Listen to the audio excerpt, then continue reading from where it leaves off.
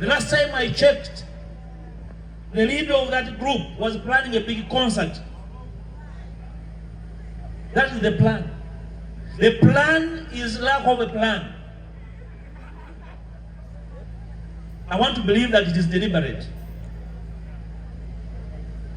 Buli bwana babakola nti abo babasasudde. Ebyafaayo bye twali muyimbi akwata muzira nga tebamusasudde okujja kwona ali mu struggle.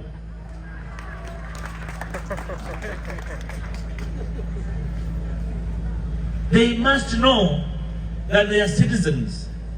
They are strugglers. You don't have to pay them to do certain things. They will ask you to be okola ne akusasula.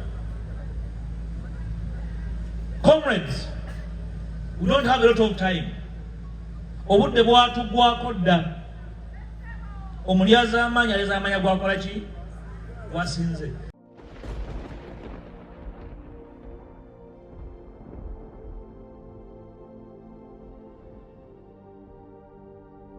My children, tujja kugana nabe tubitolowooza nti balowooza kitono.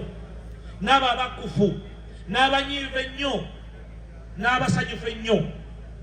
Abantu abo ab'emirundi ena ab'obulabe temumanyi obulungi. Abanyiivu ennyo n'abasanyufu ennyo, abayala ennyo n'abakufu ennyo. We shall look for them, speak to them, and ask them that we have one job to do to save this country from going down the abyss. This is the job me and you are here to promise. This country is a suffering nation. It's a sick country. People are sick. People are tired. People are injured. People are harmed. People need to be healed. We need healing. That healing must come from our common unity. Unity of purpose to deliver one single mission, saving this country from going under the abyss. A few months back, I proposed to my colleagues in Parliament and the Parliament that we are going to engender a new framework that will give us a new outlook in the coming elections. Most of you are eager to participate in the next coming election. But then you ask, what difference would it make?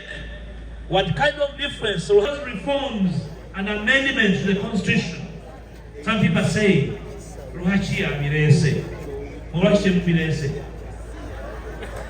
Lwaki alese ebyo? Namwe mulete ebyammwe. Because I would like us to dream together, I have brought my proposals. And I'm inviting everybody to join me in making sure that these proposals, the propositions for a better and well-managed electoral system, become an issue before you begin parading each other for an election. One way they so say, Yakwesimbao, then they so say, Silvia Kwesoka, Siliwan Kulangila Kwesoka. I'm here initially to invite you to fight for a free and fair electoral process. The first task of the Democratic Alliance will be to go throughout the country to make reforms the major issue in this country for the next 12 months. Abagalo kwesimbawo ng'omukolo ogw'okwalula abalongo Mukama ababeere. Okwesimbawo si mukolo. Abagala ebifo abala twabifuna dda. Toyina kyoganyula mu kifo nga banno bali bubi. We must make it better and fair for everyone to compete and win. That's the job. The members of the DP bloc and the My Leader team and the rest of us, that is the job. We should cease seeing each other from a small mirror. We are going to put a big mirror in front of this country so that everyone can see themselves in that mirror. Edabirwamu ennene mu maaso g'Abannayuganda. Buli omu ng'alengeramu okutuukwe, eriiso lye oba enviiri ze. This is a big country. It's a wealthy country. Si kyalo kya muntu omuntu asolozeemu obusuulu. We want to redefine our politics. I can see lots of younger people here who have dreams and aspirations. This alliance is your dream, is your home. Abavubuka abato abakyalina ebirooto nga toyina mbuzi na nte zakutwalira bakatonda bakunaba ebyobufuzi. This is your platform. Munawongayo ki? oli abawonga y'enkoko, oli abawonga y'ente, buli abatwala amatooke, buli abatwala ensawo z'omuceere n'ebitereke ebirimu ebinyooka. Kakati mwe munaabijjawa? We must give a fair platform to all the younger people that have capacity, that have strength, that have courage to be part of the struggle for a new Uganda. This alliance is a new epoch we want to usher in. Let me speak about something that has been in the media, public media, and seemingly controversial. My senior brothers, the Honorable Michael Senne-Madike, please rise. My senior comrade and brother, Samuel Lwega Mukago, and my young brother, Henry Rwa, who are the MC hitherto. They have been spoken of as inconsistent.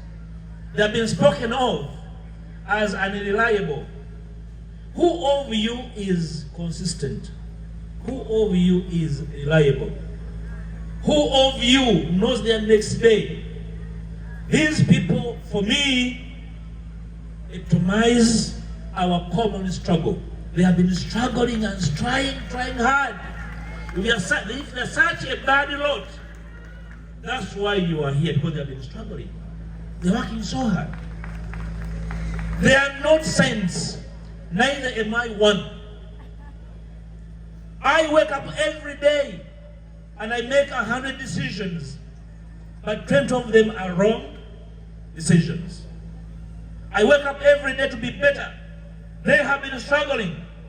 They need our common support to carry on the struggle. Abali eyo ababalenga ne mugamba lwaki Mabika akola nnyo, lwaki Lubega yakunga abantu, ababo yabasibidde mu nnyumba b'okunga. Come and we work.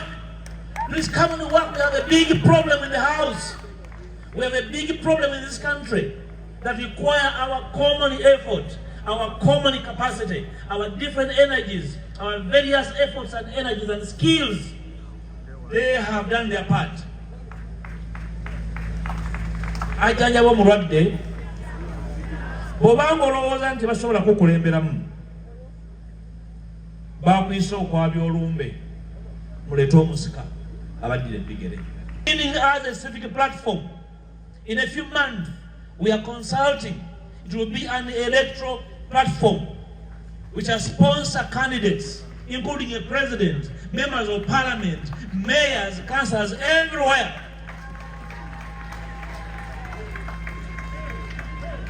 We don't need anybody's approval to do that. Straight agamtenda tu olukusa kola ekyo.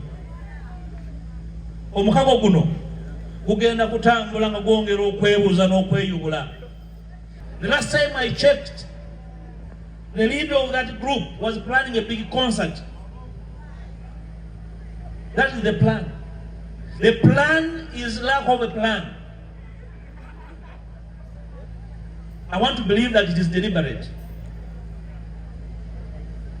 Buli bwana babakola nti abo babasasudde.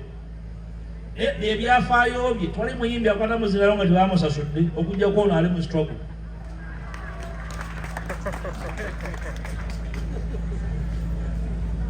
They must know that they are citizens. They are strugglers. You don't have to pay them to do certain things. They will ask you to be byokola ani akusasula. Comrades, we don't have a lot of time. Obudde bwatugwako dda. Omulyazaamaanyi alyazaamaanya gwakola ki? Wasinze.